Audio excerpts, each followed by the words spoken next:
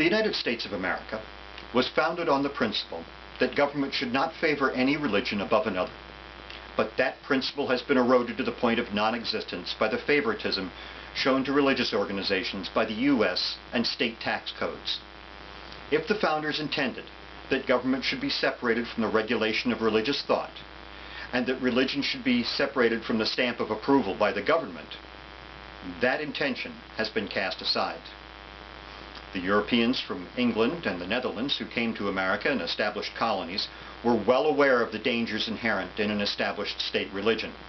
The upheavals in England as the result of Tudor and Stuart dynastic clashes led to a constant tension between Protestant and Catholic practitioners. The victory of Protestant thought was not enough for some who felt that the reforms of the Church of England didn't go far enough. The need to purify further the Church of England spurred the creation of the radical Puritan movement. Unable to transform religion in England, they came to America not to be free from religious domination of government, but to create a new governmental structure that would endorse their views.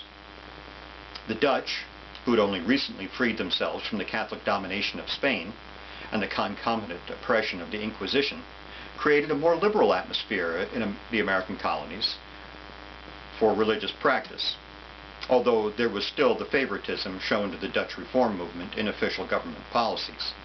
The Quakers in Pennsylvania were also tolerant of other religions, but favored their own in legislation and practice.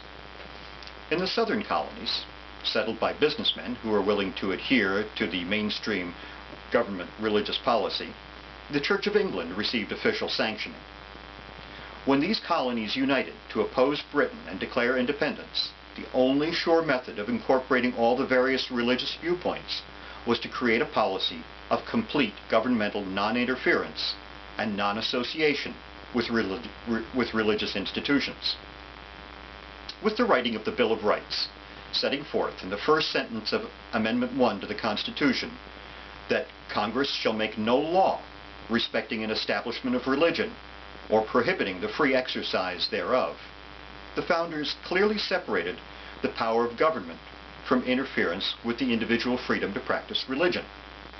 Article 6 of the Constitution separated the power of religion from interfering with the government by declaring, "No religious test shall ever be required as a qualification to any office or public trust under the United States."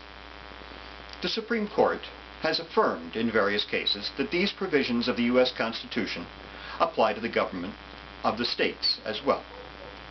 But politicians who are bound to religious voters continue to undermine the wall that the founders erected to keep government from being entangled with religion. As H.L. Mencken said, if a politician found he had cannibals among his constituents, he would promise them missionaries for dinner. Today, the biggest threat to this separation of church and state is found in the exemption from taxation of both income and assets by federal and state governments. Real estate held by religious organizations is exempt from property taxes. Revenue generated by or derived from religious activities is exempt from income taxes, and purchases to operate or improve religious property or to conduct religious activities is exempt from sales taxes. But this exemption is not automatic. A group of people can't simply say, "We're a church and we don't have to pay taxes." No, the group has to apply, paying an application fee for governmental exemption, and the taxing authority, after investigation of the group, must approve the application. This puts the government in the unconstitutional position of deciding what a religion is and what it isn't. It also allows the government to provide official support for religions that it deems acceptable, and to reject for support religions that don't fit into its preconceptions.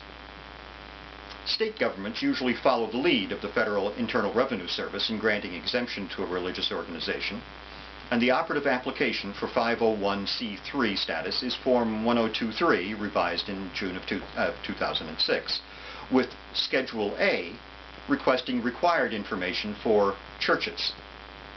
Schedule A requests information from the applicant that the government has deemed to be appropriate verification of a legitimate religious organization. Among the questions the form asks, do you have a written creed, statement of faith, or summary of beliefs? Do you have a formal code of doctrine and discipline? Do you have regularly scheduled religious services? Do you have a process by which an individual becomes a member? Each of these requires explanatory details and justification, with the implication that organizations that do not possess these attributes and other more specific defining characteristics are not worthy of governmental recognition as a legitimate religious organization. There can be little question that the exemption from taxation is a verifiable economic benefit and a form of validation that is granted to organizations that are so favored by the IRS. If there is to be separation of church from state and state from church, this benefit and validation should not be permitted to continue. The alternative to the current model, and one which would return to the founders' original intentions, would be for government to treat all religious groups equally by treating them as the businesses that they are. If a group of people want to get together and worship their deity and buy a place to meet, fine, but they have to pay property taxes. If they want to buy things to maintain the property or any other reason, fine, but they have to pay sales taxes. And if they want to generate revenue by donations or any means to pay staff or any other purpose, they have to pay taxes on that income just like any other business. Opponents of this plan might declare that religious groups do good things and should be encouraged and subsidized. Every business that pays a decent wage, provides subsidized health insurance, offers training, or engages in activities that benefit the employee, their family, and the wider community can make this claim. Any church that can't survive without government subsidy needs to reconsider its business model. Opponents may also claim that every religious group can apply and receive equal consideration from the government. Aside from the price of application for exemption and the cost of hiring expert professionals to navigate the difficult road to obtaining government sanctions, both of which give an advantage to well-funded groups, unless the IRS approves all applications, regardless of the information provided, then it has positioned itself as the arbiter of religious thought and practice by making a differentiated decision based on what it considers acceptable religious activities. As Mark Twain said, there was an omission from the gospel. Ye shall be indifferent as to what your neighbor's religion is, not merely tolerant of it, but indifferent to it. The founders made very clear that there should be no law respecting an establishment of religion, but tax legislation has been written that favors the establishment of some religions in preference to others. This is bad for the people of the United States who have tax dollars siphoned off by groups of which they disapprove.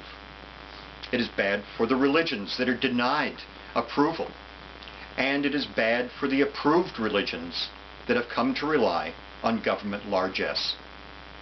I believe that true religious freedom can only be created in the United States when religion is officially ignored by the government and treated for what it is, a business that sells ideology. Thank you.